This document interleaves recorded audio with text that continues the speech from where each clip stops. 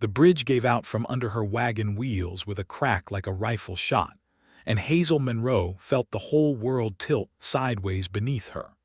One moment she had been urging her team across the old timber crossing at Cedar Draw, her breath fogging in the first cold snap of the season, snow sifting down soft and silent over the rolling plains of North Texas. The next moment the planks she had crossed 100 times before splintered like kindling, rotten through from a summer of flooding no one had bothered to report, and her wagon lurched forward into open air. She heard herself scream. She heard the horses scream.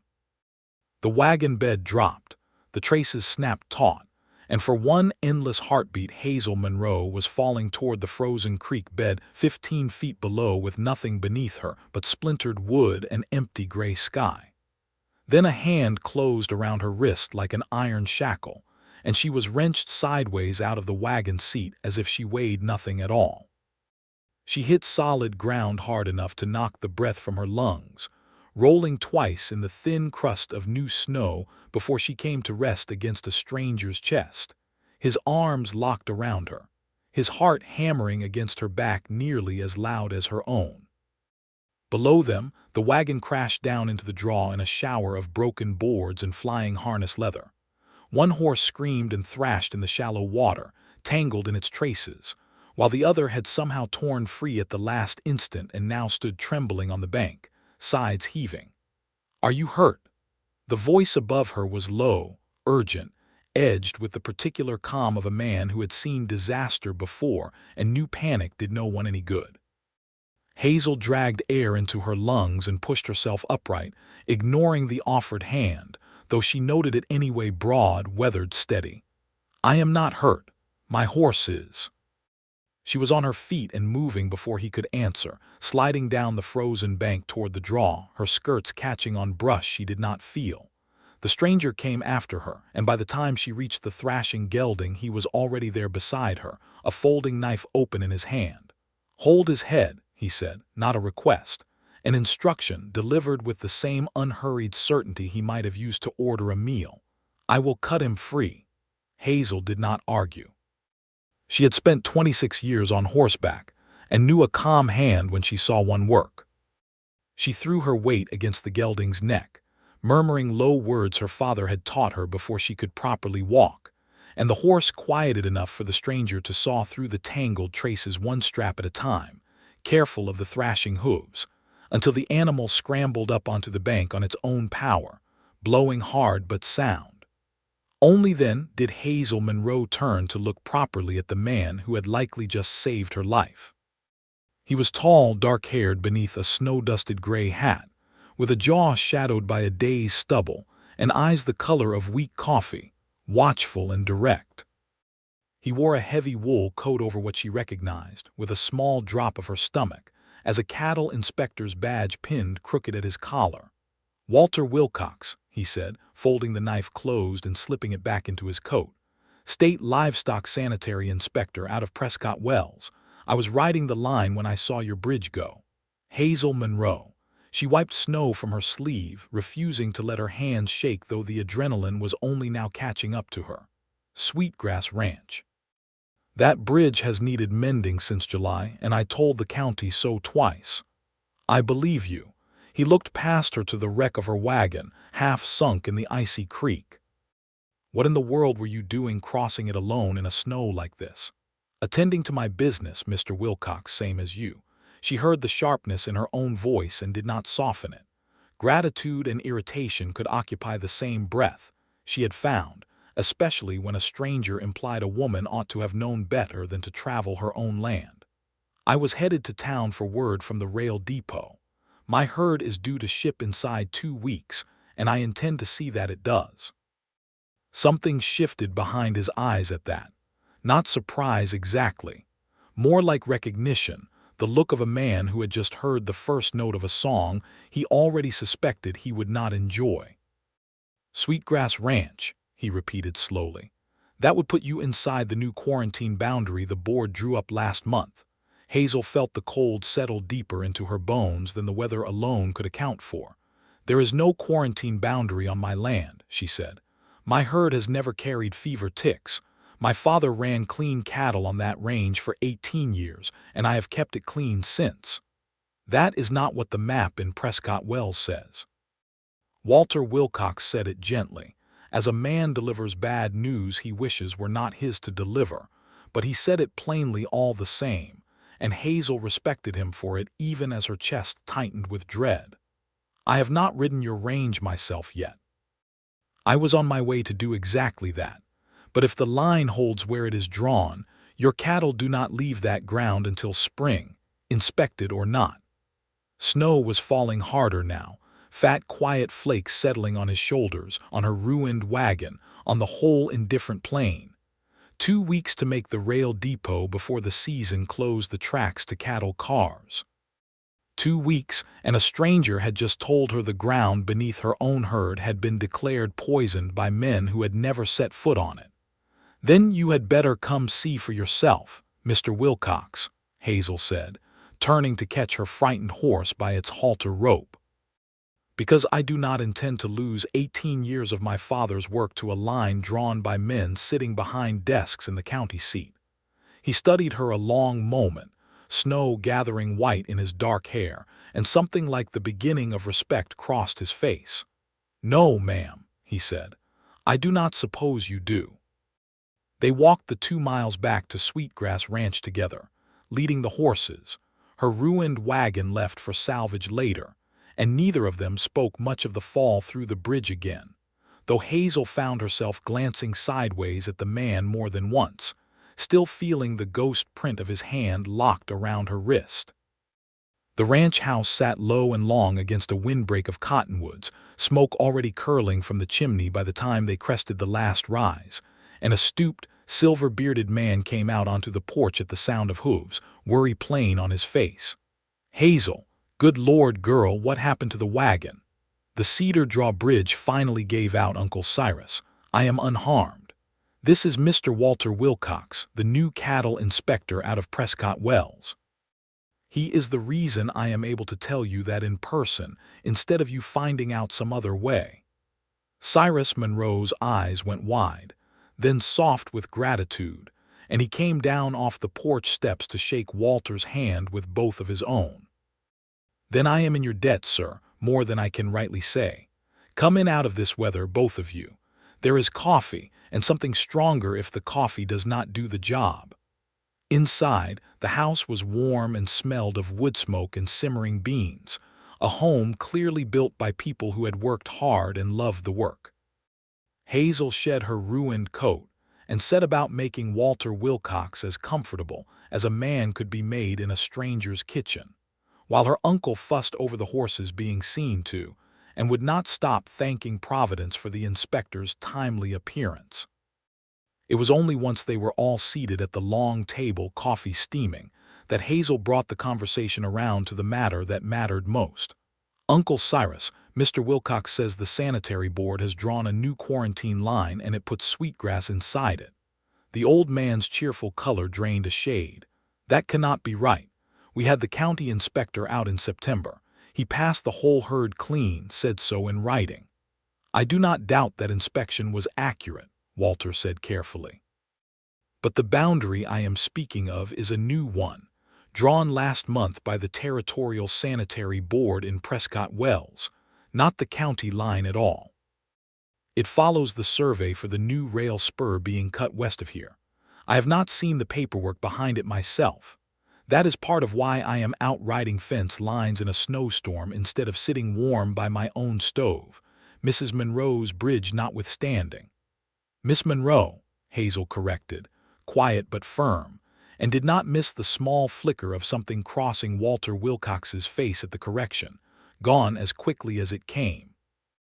"Miss Monroe," he amended, and something in the careful way he said it made her look at him a moment longer than she meant to.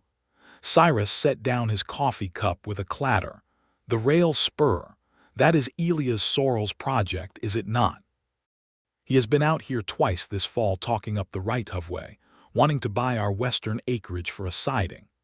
"I have heard the name," Walter said, and something guarded entered his tone that Hazel filed away to ask about later. "Sorrell sits on the sanitary board as well as holding rail interests. That is not against any law by itself, but I would want to see the actual survey markers on your range before I sign my name to any report saying your cattle cannot move." "Then you shall see them," Hazel said, rising from the table with the particular brightness of a woman who has just found, for the first time in weeks, something resembling hope. "Tomorrow, at first light, before this snow gets any worse. I know every rise and gully on this range better than any board of men in Prescott Wells ever will."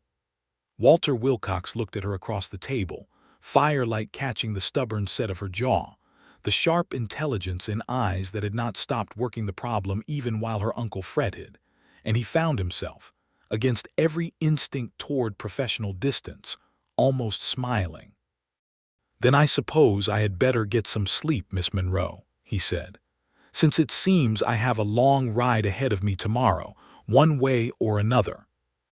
Morning came white and hard, the first true snowfall of the season laying 6 inches of quiet across the range, and Hazel Monroe was in the saddle before the sun cleared the horizon, breath steaming, Walter Wilcox riding beside her on a borrowed ranch horse since his own had come up lame from yesterday's scramble.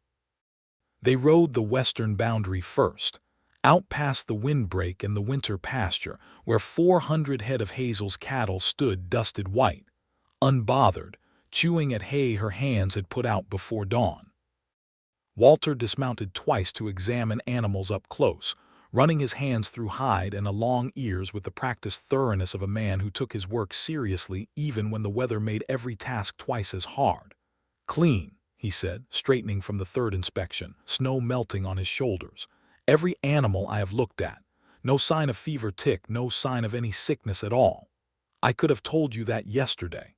You did tell me that yesterday. I am a cautious man, Miss Monroe. I like to see things with my own eyes before I put my name to them."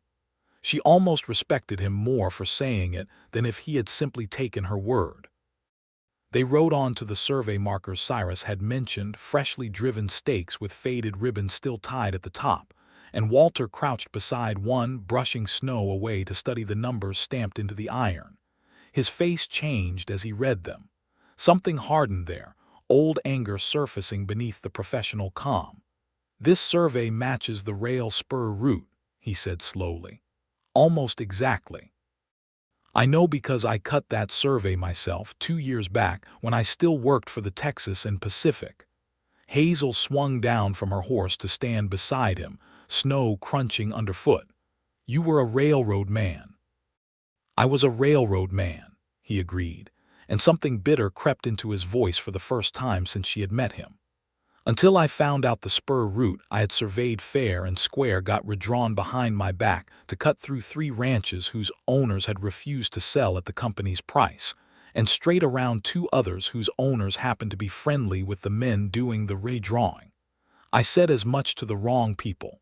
I do not work for the railroad anymore." And now the sanitary board's quarantine line follows that same redrawn survey. Now it does. He stood, brushing snow from his knees, jaw tight. "Which means either it is the greatest coincidence I have ever seen in 11 years of frontier work, or somebody on that board wants your range emptied of cattle for reasons that have nothing to do with fever ticks." Hazel looked out over her father's land, white and silent under the falling snow, 400 head of healthy cattle grazing inside a line some man in an office had drawn to serve his own purse, and felt something cold and clear settle into her chest that was not fear at all. It was resolve. "Then we had better find out which it is, Mr. Wilcox," she said. "Because I did not survive falling off a bridge yesterday just to hand my father's ranch over to a railroad man's greed today." He looked at her, snow gathering on the brim of his hat, and for the second time in as many days felt that same reluctant, rising respect crack something open in his chest that 11 years of hard, lonely frontier work had kept carefully shut. "No, ma'am," he said again. "I do not suppose you did." They rode back to the ranch house in a silence that was not uncomfortable, each turning over the same knot of trouble from a different angle, and it was Cyrus who broke it that evening over supper, laying out the practical shape of the disaster now facing them. 2 weeks, he said, running a hand through his thinning hair. The rail depot at Larkspur Junction closes its cattle pens the first week of December, once the passes start icing over proper. If we do not ship this herd before then, we are looking at holding 400 head through a panhandle winter on hay we do not have enough of, at a loss that will sink us. There is also the matter of the note, Hazel said quietly, and Walter noticed the way her uncle's face folded in on itself at the words. What note? Walter asked. Cyrus would not meet his eyes at first. Elias Sorrel's bank holds a mortgage against the West Range, taken out 3 years back when the drought near ruined us. I have kept current on the interest ever since, but the principal note comes due the 1st of December, same week as the rail deadline, and it must be paid in full or renewed at Sorrel's discretion. You never told me the note was with Sorrel's bank, Hazel said, and something in her voice had gone very still and very careful. I did not think it mattered which bank held it, Hazel, so long as the interest was paid.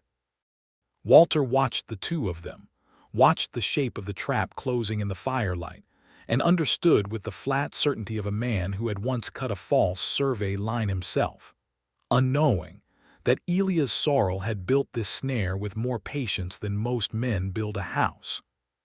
Quarantine the range so the herd cannot ship. Let the note come due the same week. Foreclose on land the man already wants for his rail siding, bought cheap through a bank he owns, using a boundary line he drew himself. Miss Monroe, Walter said slowly, I think your rancher's trouble and my railroad man's trouble may turn out to be the very same trouble, wearing 2 different coats. Hazel looked at him across the firelight, and for the first time since the bridge had given way beneath her, Hazel Monroe allowed herself to feel something other than fear or fury at the situation closing around her land. She felt, instead, the strange and unfamiliar comfort of not facing it entirely alone. Then we had better go find out for certain, she said, before the snow gets any deeper and before Elias Sorrel's clock runs out. It was Walter who proposed the shape of the arrangement, laid out plain and practical at the kitchen table the next morning while frost etched the window panes. My authority as inspector lets me certify a herd clean for shipment regardless of a standing quarantine line, provided I document the animals myself, and provided I am willing to put my name and my badge behind it in writing to the board. That is no small thing to ask of me, and I will not pretend otherwise. But I have seen your cattle, Miss Monroe, and I have seen that survey marker, and I do not believe your herd is diseased any more than I believe snow falls upward. You would risk your position on my say-so. I would risk my position on what I saw with my own eyes. He held her gaze steadily. But I cannot certify from a distance. I would need to ride with your outfit to Larkspur Junction myself, inspect at every stage, keep my own record separate from whatever the board's map claims. It is the only way my word carries any weight against Sorrel's line. Cyrus brightened considerably at that, already calculating drovers and provisions, but Hazel held Walter's gaze a moment longer, weighing the offer for what it truly was, a stranger proposing to place his career, and likely his safety, into the same basket as her ranch's survival, for no clearer reason than that he had looked her cattle in the eye and found them innocent. It would only be for the drive, she said, half to herself, half to him, as though saying it aloud might make the arrangement feel smaller and safer than it truly was. 2 weeks, perhaps 3, until the herd ships and this business with Sorrel is settled one way or the other. Only for the drive, Walter agreed, and if there was something in his voice that did not entirely believe the neatness of that boundary, neither of them remarked on it. They left Sweetgrass Ranch 3 days later with the first real herd of the drive, 40 head chosen to travel light and fast ahead of the main body, Cyrus and 2 hired hands to follow with the rest once the trail was proven safe. Snow lay 6 inches deep across the plain, the sky the flat pewter color of a season settling in hard, and Hazel Monroe rode point beside Walter Wilcox with her father's old Winchester across her saddle, and a folder of contracts, inspection records and correspondence tucked safe inside her coat. The road to Larkspur Junction ran 40 miles northwest through country that had once been open range and was now stitched through with barbed wire and the raw cut lines of survey stakes. And twice in the first day's ride they came upon fresh gang signs. Hoofprints of a dozen horses crossing and recrossing the trail at a narrow defile locals called Kestrel Pass, the only reliable crossing through the breaks for 20 miles in either direction.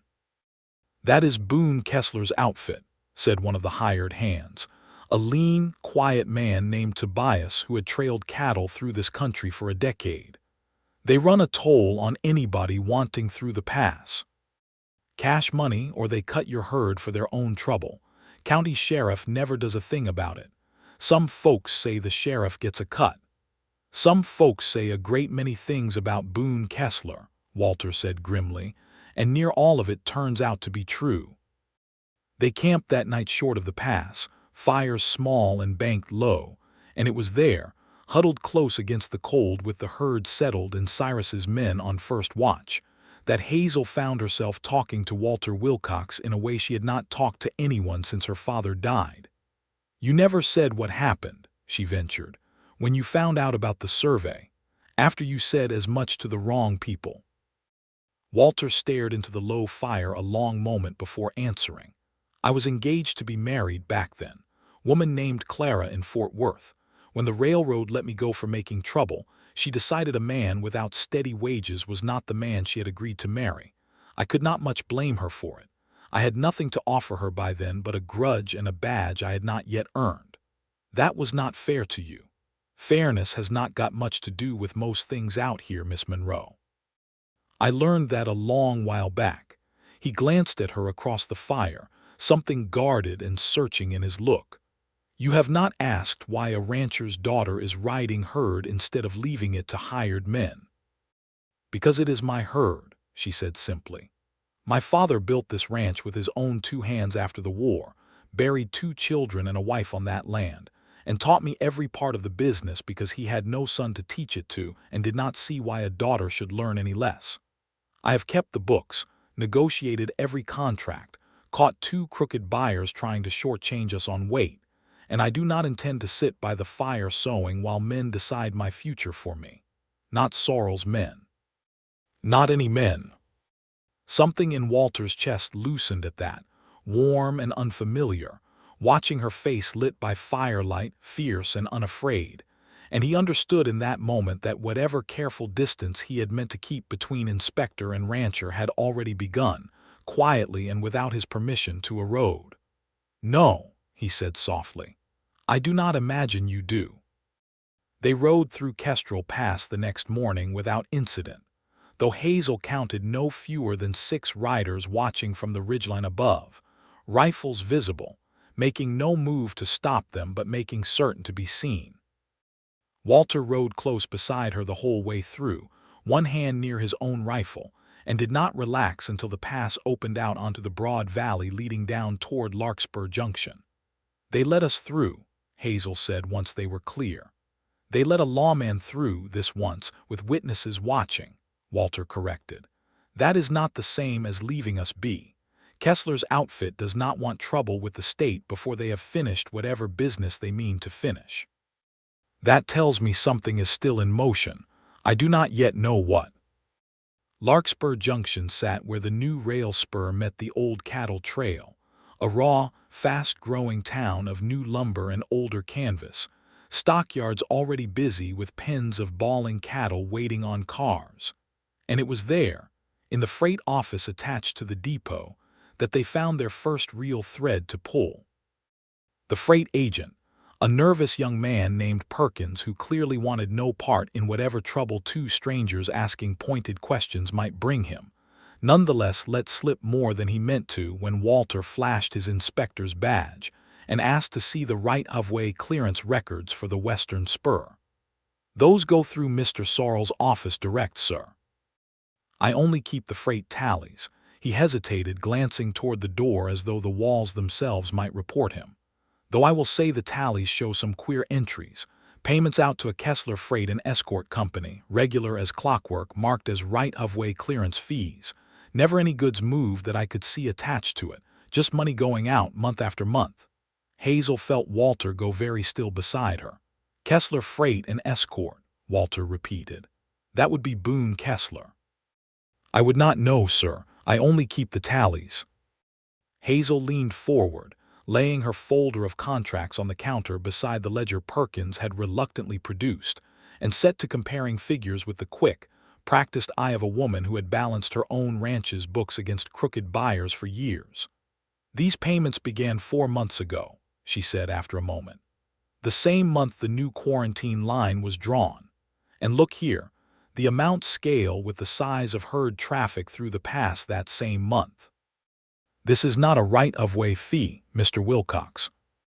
This is a toll, paid by Sorrell's rail company to Kessler's gang, to keep the pass clear for rail traffic while every rancher trying to use the same road pays a second toll out of their own pocket, or loses cattle to theft if they refuse.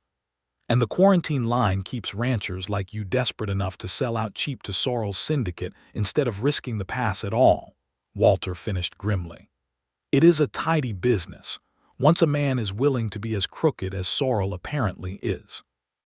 They left Larkspur Junction with the ledger figures copied carefully into Hazel's own hand. Perkins made to swear he would say nothing of their visit, and rode south the next day toward Prescott Wells, the county seat, where the Territorial Sanitary Board kept its offices, and where, Walter said grimly, they would find either the proof they needed or the man himself. The ride to Prescott Wells took 2 days through worsening weather, snow drifting in low places along the trail, the cold sharpening each night, until Hazel found herself grateful beyond words for the extra blanket Walter silently passed across the fire each evening without comment. And grateful, too, in a way she was only beginning to admit to herself, for the simple solid fact of him riding beside her through country that had begun to feel less like open range and more like a slow-closing trap. It was on the second night, huddled close under a rock overhang while snow fell steady beyond the small fire's reach, that Walter reached over and gently turned her gloved hand over in his own, examining a blister she had gotten from cold-stiffened rains and said nothing about all day. You should have told me this was troubling you, he said, voice low. It is only a blister, Mr. Wilcox. Walter, he said. I believe we have fallen off enough bridges and outrun enough gang riders together that you might use my given name. Something warm moved through her at that, unfamiliar and a little frightening in its intensity. Walter, then, she allowed, and you may call me Hazel. He looked up from her hand to her face, close enough in the small firelight that she could see the flecks of gold in his brown eyes, could see the careful restraint in the way he held himself. A man determined not to overstep whatever unspoken boundary sat between an inspector doing his sworn duty and a woman fighting to save her father's land. Hazel, he said, testing the shape of it, and something in his voice made her breath catch. I did not expect, when I rode out to check a bridge report 3 days ago, that I would end up caring so much whether a certain rancher's blistered hands healed clean. I did not expect it either, she admitted, and neither of them moved to close the small distance still remaining between them, though both, she suspected, were keenly aware of it. This arrangement is only for the drive, she said, softer now, and was not entirely certain any longer whether she meant it as reassurance or as warning, to him or to herself. Only for the drive, Walter agreed, and though his voice was steady, his thumb moved once, gently, across the back of her blistered hand before he released it and settled back against the rock, leaving Hazel to stare into the fire and wonder how something meant to be temporary had already begun to feel like something she was not at all certain she wanted to end. Prescott Wells rose up out of the snow-dusted plain 2 days later, a proper county seat with a stone courthouse, and a scattering of respectable brick buildings that spoke of money flowing steadily through the town's veins. And it was there, in the Sanitary Board's own record office, that Walter found the survey map he had been dreading. There, he said, finger tracing a line across the yellowed paper spread on the clerk's counter. That is my original survey, filed 2 years back for the Texas and Pacific Spur. And there, his finger moved to a fresher overlay, ink still crisp, dated the previous month, is the amended quarantine boundary, filed by the Sanitary Board. Look how closely they track. Not identical, but close enough that no honest surveyor drew that second line without my first one open on his desk. The clerk, an older man who had clearly seen enough of Prescott Wells's business over the years to have grown careful about which questions he answered, allowed only that the amended boundary had been proposed and pushed through by Commissioner Sorrell himself, over the objections of 2 other board members who had since resigned rather than continue arguing the point. It was as they left the record office, Hazel's folder now considerably thicker with copied documents, that they encountered Elias Sorrell in the flesh for the first time, stepping down from a handsome black carriage in front of the bank that bore his name, dressed in a fine wool coat that made Walter's own look shabby by comparison, silver at his temples, a smile ready-made for whatever situation required it. "Miss Monroe," he said, and his voice carried the easy warmth of a man well practiced at seeming trustworthy. "I had heard you were traveling, and Mr. Wilcox, the Sanitary Board's newest inspector, is it not? I do hope you are finding the work agreeable." "I am finding it educational, Mr. Sorrell," Walter said, matching the man's polish with his own careful level tone. "I had not realized quarantine boundaries could track so closely to a rail survey filed years earlier. Quite a coincidence." Something flickered behind Sorrell's eyes, gone as quickly as it came, replaced instantly by that same practiced warmth. "The frontier is full of coincidences, Mr. Wilcox. I find it best not to read too much into them. Miss Monroe, I do hope your uncle is keeping well. I understand a certain note comes due soon. I would be glad to discuss terms, should circumstances make renewal difficult. I would hate to see a family lose land that has meant so much to them." The threat, wrapped in courtesy, was unmistakable, and Hazel felt her spine straighten with the particular cold fury she had learned from her father, the kind that burned quiet and controlled rather than loud. "My cattle are clean, Mr. Sorrell, and my note will be paid on schedule," she said. "I do not require your terms or your concern. I am pleased to hear it." Sorrell's smile did not waver, though something behind it had gone flat and watchful. "Good day to you both. Do enjoy your travels. This time of year, the passes can be treacherous for those unfamiliar with the country." He climbed the bank steps without another word, and Walter watched him go with the particular stillness of a man committing every detail to memory. "He knows we are looking," Walter said quietly, once Sorrell was out of earshot. "And he just told us, plain as he dared, that he means to see we do not finish looking. We should move fast, Hazel, faster than I would like." They rode from Prescott Wells the next morning toward Pike's Crossing, a small way station 2 days east where Tobias claimed an old telegraph operator named Amos Reed had once worked the line out of Larkspur Junction and might remember more than the freight office cared to admit. And it was there, in the cramped back room of the trading post that doubled as Pike's Crossing telegraph station, that the last piece of the puzzle fell into place. Amos Reed was a stooped, half-deaf old man who had clearly been waiting years for someone to ask him the right question, and once Walter's badge and Hazel's careful, patient questions convinced him they were in earnest, he talked for the better part of an hour, memory sharp as a much younger man's despite his failing eyes. "I worked the wire out of Larkspur 2 years, before my eyes give out and they let me go easy rather than pension me proper," he said, rocking slowly in a chair by the stove.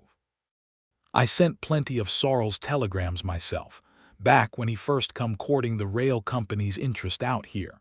Most of it was ordinary business.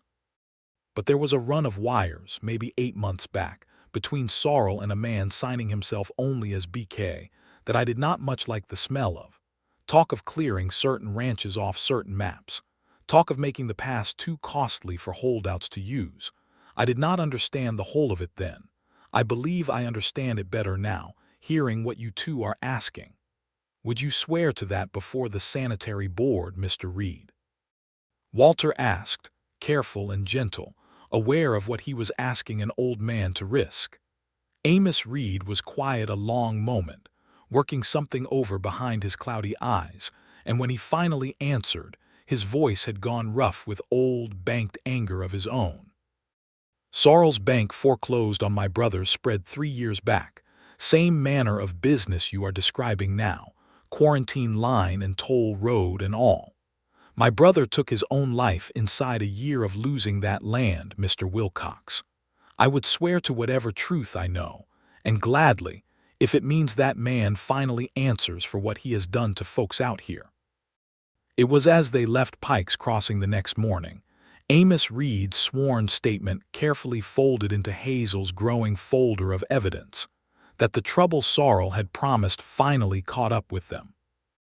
6 riders came down off the ridge above the trail without warning, rifles already leveled, and Hazel recognized the lean, weathered face at their head from Tobias's description even before the man spoke. "Boone Kessler," Walter said quietly, easing his own rifle from its scabbard with careful, unhurried movement, positioning his horse a half step in front of Hazel's without seeming to think about it at all. "Inspector Wilcox." Kessler's voice carried the rough amusement of a man thoroughly confident in his advantage. "Mr. Sorrel sends his regards, and a friendly suggestion that you and the lady turn around and ride back to Prescott Wells. Forget whatever business you think you have found out here, and let a quiet winter pass without further trouble." "I do not believe that suggestion is his to make," Walter said, "and I do not believe you have any lawful authority to stop a sworn state inspector on a public road." "Lawful authority," Kessler laughed, low and ugly. "Out here, Inspector, authority is whoever holds the higher ground and the loaded rifle. Today, that happens to be me." Hazel's hand had already found her father's Winchester, resting steady across her saddle, and though her heart hammered hard enough that she could feel it in her throat, her voice came out level and cold when she spoke. "Then you had best consider, Mr. Kessler, that 6 of you against 2 of us leaves rather uneven odds should this go poorly for you, and Elias Sorrel does not strike me as a man inclined to protect hired hands once they become inconvenient to explain." Something in her flat, unafraid tone seemed to catch Kessler off guard, and for a long, taut moment nobody moved, snow drifting silent between the 2 parties, until finally Kessler's mouth twisted into something that was not quite a smile. "Sorrel said the woman had a mouth on her." He gathered his reins, gaze flicking between them a final calculating moment. "This is a warning, Inspector, not the whole of what we are prepared to do. Ride back to your ranch, Miss Monroe, and forget this business, or the next time we meet, I will not be so patient about it." They watched Kessler's gang withdraw back up the ridge and vanish over its crest, and it was only once they were well and truly gone that Hazel allowed her hands to shake, the Winchester suddenly heavy and trembling in her grip. Walter was off his horse in an instant, at her side before she had fully registered moving, his hands closing gently over hers on the rifle stock. "You did not need to be afraid," he said quietly. "You held that entire encounter better than most seasoned lawmen I have ridden with." "I was terrified, Walter." "So was I," he said it plainly, without shame, and something in the honesty of it steadied her more than any reassurance could have. "Being afraid and standing your ground anyway is not the same as being weak, Hazel. I have seen plenty of brave-talking men fold entirely the first time a rifle points their way. You did not fold." She looked up at him, snow settling on his dark hair, his hand still warm over hers, and felt something long guarded and carefully protected inside her chest crack open at last. "I am glad you were riding beside me today," she said softly. "More glad than I know quite how to say." "I intend to keep riding beside you," Walter said, and though his voice stayed steady, something raw and unguarded moved behind his eyes. "For as long as you will have me do it, Hazel Monroe, quarantine line and Boone Kessler and all." It was not quite a declaration, not yet, but it sat close enough to one that neither of them pretended otherwise, and when they finally mounted up to continue the ride back toward Sweetgrass Ranch, they rode close together, shoulders nearly touching, the careful professional distance of 2 weeks earlier having quietly, irreversibly, given way to something neither of them was any longer willing to name merely temporary. They reached Sweetgrass Ranch 2 days later to find Cyrus pale and shaking at the kitchen table, a folded letter clutched in one weathered hand. "The bank," he said before Hazel had even fully removed her coat. "Sorrel's Bank. They are calling the note early. They say a review of the collateral has revealed irregularities that require immediate satisfaction of the full principal, in cash, within 8 days, or they will proceed with foreclosure." 8 days. Hazel felt the floor tilt beneath her much as the bridge had tilted 2 weeks before. That is before the rail deadline even arrives. There is worse. Cyrus's hands trembled as he unfolded a second document from beneath the letter. "I found this in my own strongbox this morning, going through our papers to see what might satisfy the demand. I do not remember signing it, Hazel, though it bears my mark plain enough. A rider clause attached to the original mortgage, granting the bank right of entry to seize livestock as additional collateral should the note be called. I must have signed it the day we took the loan, 3 years back, when my mind was on nothing but keeping this place through the drought, and I did not read it near carefully enough." Hazel took the document with hands that had gone very cold, and read it through twice, the sharp merchant's instinct her father had trained into her since childhood, picking apart the careful legal language with growing, sickened understanding. "This is not merely a foreclosure clause," she said slowly. "This lets Sorrel's Bank seize the herd itself, the moment the note is called, regardless of whether we could otherwise satisfy the debt with the ranch's other assets. He does not simply want the land, Uncle Cyrus.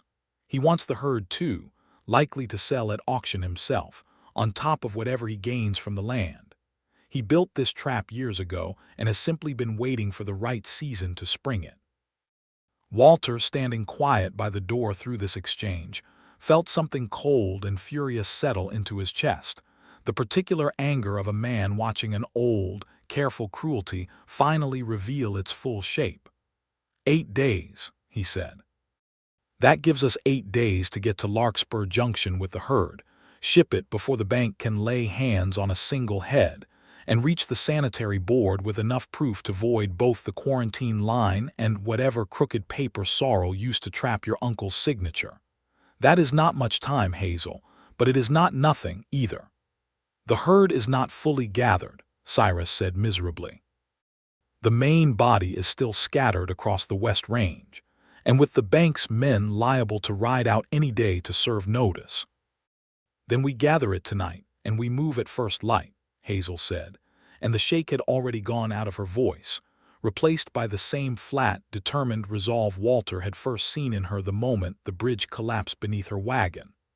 "I did not survive a bridge falling out from under me, Boone Kessler's rifles, and 2 weeks of hard riding just to hand my father's herd to Elias Sorrel over a signature he tricked out of an honest man. We move tonight." They gathered the herd through a long, exhausting night by lantern light and rising wind. 400 head assembled and counted twice over by dawn, Tobias, and the other hands working alongside Walter and Hazel, with the grim efficiency of people who understood exactly what losing this race would cost them. And by the time the pale winter sun cleared the horizon, the herd was moving north across ground already thickening with a second, heavier snowfall. The safest road to Larkspur Junction ran through Kestrel Pass, and Kestrel Pass belonged, in every practical sense, to Boone Kessler. "We cannot risk the pass with the whole herd," Walter said, riding drag beside Hazel as the cattle strung out across the white plain. "Kessler already warned us once. With this much at stake, he will not warn us twice. If he takes even a quarter of this herd as toll or drives the rest to scatter, we lose the race regardless of anything else we prove." "There is an old shelf trail above the main canyon," Hazel said, thinking hard, mapping the country in her mind the way her father had taught her, every rise and gully committed to memory across 2 decades of riding this range. "My father used it once years back during a spring flood that closed the main pass. It runs along the canyon wall itself, narrow, but it comes out just above Larkspur Junction, bypassing Kestrel Pass entirely. It is dangerous ground for a herd this size, Walter. One wrong turn on that shelf and there is nothing beneath a misstep but 200 feet of empty air. Safer than riding straight into Kessler's rifles with everything we have at stake. Safer, Hazel agreed grimly, is not quite the word I would choose, but yes, it is our best chance. They turned the herd north toward the canyon shelf trail as the second snowfall thickened into a real storm, visibility dropping to 100 yards or less. And it was perhaps 2 hours into that treacherous climb. The cattle strung nervous and slow along a path barely wide enough for 2 riders abreast. Sheer rock rising on one side and open canyon dropping away on the other, that they heard the drumming of pursuing hooves echo up from behind. Riders. Tobias's shout carried back along the line, thin against the wind. Coming up fast, maybe 8 of them. Kessler found us anyway. Walter's face had gone hard and focused, the calm of a man doing rapid, desperate calculation. He must have had scouts watching the ranch. Hazel, we cannot outrun them on this trail, not with the herd slowing us. We need to hold the narrows ahead, where the shelf pinches down to single file. It is the only place we might stop them without the whole herd stampeding off the edge in the panic. They pushed the lead cattle hard toward the narrow point Walter had spotted from the trail below, snow blinding, the drumming hooves behind growing louder by the minute. And it was Hazel who spotted the true danger first, her sharp eyes catching what the storm had nearly hidden entirely. Walter, the trail ahead, it has washed out. There is a gap, maybe 8 feet, where the shelf has crumbled away. Walter swore under his breath, reining up hard at the edge of the washout, staring down at raw rock and empty air where solid trail should have been, Kessler's riders closing fast behind them, the herd bunching nervous and dangerous in the narrow space at their backs. We cannot turn the herd around fast enough to avoid Kessler, he said, thinking furiously. And we cannot cross that gap with cattle, not blind in this storm. We do not need to cross it with the whole herd. Hazel was already swinging down from her saddle, moving toward the lead steer with quick, sure hands, unclipping the coil of rope from her saddle horn. We drop rope across the gap, lash it secure on both sides, and lead the cattle across single file, roped and guided by hand. It will be slow, it will be terrifying, but it can be done, and it does not require jumping anything that cannot be walked. And Kessler's men. You hold the narrows behind us, Hazel said, already working the rope taut between an outcrop on their side and a sturdy juniper root on the far side of the gap. Buy us the time we need. I will get the herd across. Hazel, that is not. It is the only plan that saves both the herd and our lives, Walter, and we do not have time to argue about who does which dangerous part of it. She looked up at him, snow stinging her face, utterly unafraid in the way that had first caught his heart back at Kestrel Pass. Trust me to do my part. I trust you to do yours. He held her gaze one long, fierce moment and then nodded once, sharp and final. I trust you completely, he said, and turned his horse back toward the narrows to meet Kessler's riders alone. What followed passed for Hazel in a blur of frozen rope and terrified cattle, coaxing one animal after another across the makeshift rope crossing while behind her, muffled by storm and rock, she heard the sharp crack of Walter's rifle, once, twice, warning shots aimed to slow rather than kill, followed by Kessler's answering shout demanding they stand down and turn over the herd. She did not turn to look. She could not afford to. One animal at a time, hands numb, rope biting into her palms through her gloves, she led the herd across the gap while the storm howled and the drumming of gunfire and shouted threats continued behind her, trusting with everything in her that the man she had left holding that narrow ground would still be standing when the last steer crossed safe to the far side. The last of the herd made it across just as Walter came galloping back along the shelf, hatless, a graze along one shoulder darkening his coat with blood, Kessler's men visible behind him but pulling up short at the sight of the washed-out gap, now impossible to cross at speed. "Cut the rope," he shouted, and Hazel did, severing the line with her knife the instant his horse cleared the gap, watching the rope fall away into the canyon below, and with it Kessler's only fast route across. They did not stop moving until they had put another mile of trail behind them, and the sound of pursuit had faded entirely into the storm, and it was only then, in a small hollow sheltered from the worst of the wind, that Hazel finally allowed herself to look properly at the wound along Walter's shoulder, her hands shaking now with released fear rather than cold. "It is only a graze," he said, wincing as she cut away the torn fabric to check it properly. "Kessler's man was a poor shot or a merciful one, I'm not certain which. You held that Narrows alone against 8 riders." Her voice cracked on the words, all the fear she had not allowed herself on the rope crossing finally breaking free. "You could have been killed, Walter. So could you, leading 400 head across a rope bridge in a blizzard." He caught her hands as they worked, stilling them, forcing her to meet his eyes. "We each did the part only we could do, Hazel. That is what trusting someone means. Not that no one takes any risk. That you believe, all the way down, that the other person will hold their ground exactly as hard as you are holding yours." She stared at him, snow melting on both their faces, the herd settling nervous but safe in the hollow around them, and felt the last careful wall she had kept standing since her father's death, the wall that said a woman alone could depend on no one but herself, crumble away entirely. "I love you," she said, the words startling her nearly as much as they seemed to startle him. "I do not know precisely when it happened, somewhere between the bridge and the rope crossing, but it has happened, and I find I am done pretending this arrangement was ever going to be merely temporary." Walter's breath caught, and then he was pulling her close despite the wound in his shoulder, one hand cradling her jaw with a gentleness that made her chest ache, and kissed her there in the snow hollow with the herd lowing softly around them, slow and certain, a kiss that tasted of cold air and relief, and something that felt, at long last, entirely like home. "I love you, Hazel Monroe," he said against her lips when they finally parted. "I believe I have loved you since somewhere around the moment you told me you had every intention of proving 400 head of cattle innocent to a corrupt sanitary board. Snow or no snow, Kessler or no Kessler.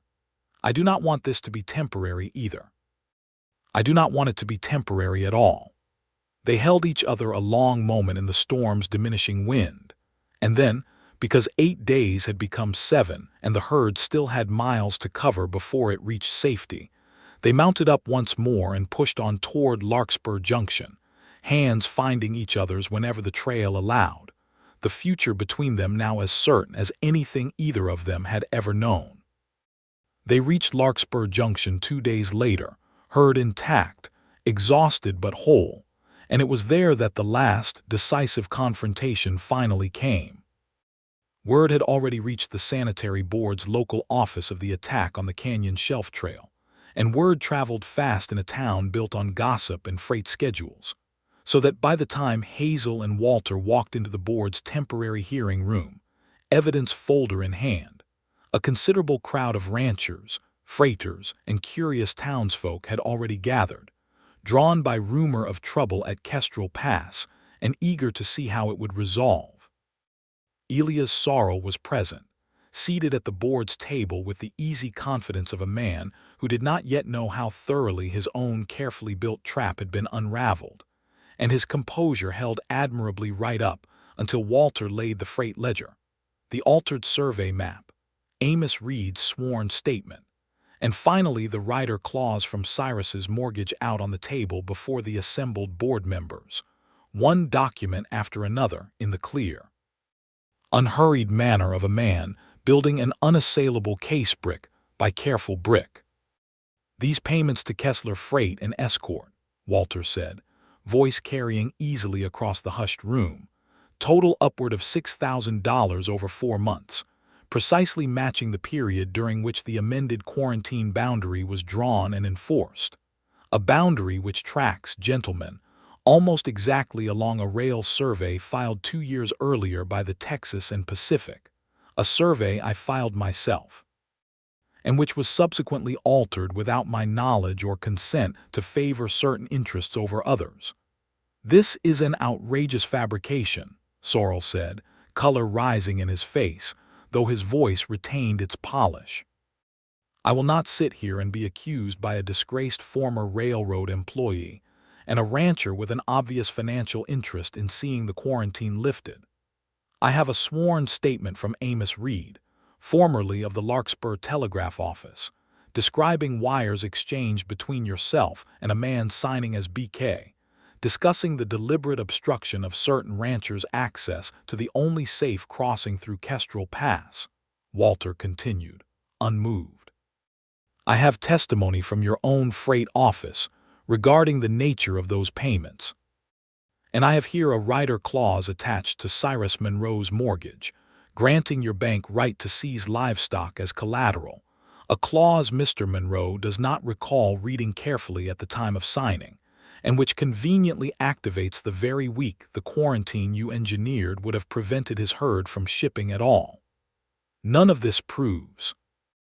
It proves enough, said the board's senior remaining commissioner, a stern gray-bearded man named Whitfield who had clearly been listening with growing, grim comprehension, for this board to suspend the amended quarantine boundary effective immediately, pending a full and formal investigation into Commissioner Sorrel's conduct, and to refer the matter of Boone Kessler's toll operation at Kestrel Pass to the territorial marshal without further delay. Sorrel's composure finally cracked, and for one brief, ugly moment something desperate and calculating flashed across his face, but the room had turned decisively against him, ranchers who had quietly suffered his schemes for years now murmuring openly, and when he rose from the table it was not in defiance, but in the hurried, undignified retreat of a man who understood his careful empire had collapsed all at once. He did not get far. A territorial marshal, summoned by wire the moment word of the canyon attack had reached town, was waiting outside the hearing room, and Boone Kessler, it emerged within the week, having lost both the element of surprise and, thanks to the washed-out shelf trail, his fastest riders as well, was run down and arrested at his own camp near Kestrel Pass with considerably less drama than the man's reputation might have suggested. Once his hired guns understood that Sorrel's protection had evaporated entirely. Hazel Monroe's herd shipped from Larkspur Junction 3 days later, every head certified clean by Walter Wilcox's own careful hand, the mortgage's fraudulent rider voided by the same board that had once been prepared to enforce it, the note itself renewed on fair terms by a chastened bank now operating under new, closely watched management. She stood on the loading platform in the thin winter sunlight that followed the storm, watching the last cattle car roll away toward the eastern markets, 400 head of her father's herd saved intact through nothing but her own stubborn refusal to accept a lie drawn on a map, and Walter Wilcox's equally stubborn refusal to certify that lie as truth. "You never did tell me," she said, as he came to stand beside her at the platform rail. "What happens to a cattle inspector once the drive he signed on for is finished?" "I believe," Walter said, slow and deliberate, watching her with an intensity that made her heart climb into her throat, "that particular inspector intends to request a permanent posting in this district, given how thoroughly the sanitary board seems to have realized it requires someone willing to actually ride the fence lines rather than simply trust whatever map lands on his desk. And where would such an inspector make his home, in that case?" "I was hoping," he said, taking her hands in both of his, careless now of who might be watching from the depot platform, "that a certain rancher on sweetgrass land might have an opinion on that question. I find I have grown rather attached to the country out that way, and to its owner most particularly." Hazel laughed, bright and unguarded, the sound carrying warm across the cold platform. "I believe that particular rancher has grown rather attached to a certain inspector as well," she said. "Attached enough that she does not intend to let him ride off toward any other district at all, permanent posting or otherwise." "Then it seems," Walter said, drawing her close, that we have reached an agreement." "It seems we have," Hazel agreed, and kissed him there on the depot platform in full view of the departing train, the town, and anyone else who cared to look, no longer troubled in the slightest by who might see, or by any pretense that whatever had grown between them since a bridge collapsed beneath her wagon 3 weeks before had ever truly been temporary at all. They married that spring, once the last of the winter snow had cleared from the Panhandle plains and Sweetgrass Ranch's herd had grown fat and healthy on new grass. A small ceremony held on the ranch itself under the same cottonwoods where Cyrus had first come running out to meet them the day the bridge went down. Tobias, and the hand standing witness, alongside a handful of neighboring ranchers who had, in the weeks since Sorrel's fall, become considerably warmer toward the Monroe family than they had ever been before. Walter took up his permanent posting as senior cattle inspector for the district, riding fence lines and inspecting herds across a county that had, thanks in no small part to his testimony before the territorial board, seen its crooked commissioner removed from office, and its quarantine lines redrawn according to honest survey rather than private greed, and he came home each evening to Sweetgrass Ranch, to Hazel, to a life neither of them had quite dared imagine for themselves before a rotten bridge and a falling wagon had thrown them together in the season's first snow.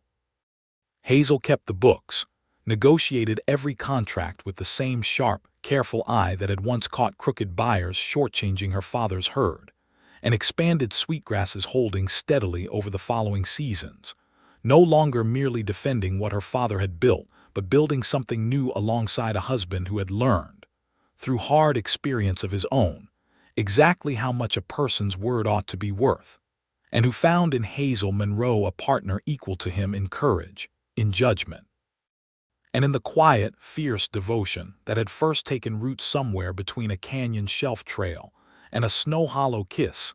Neither of them had planned, but both had needed more than they knew.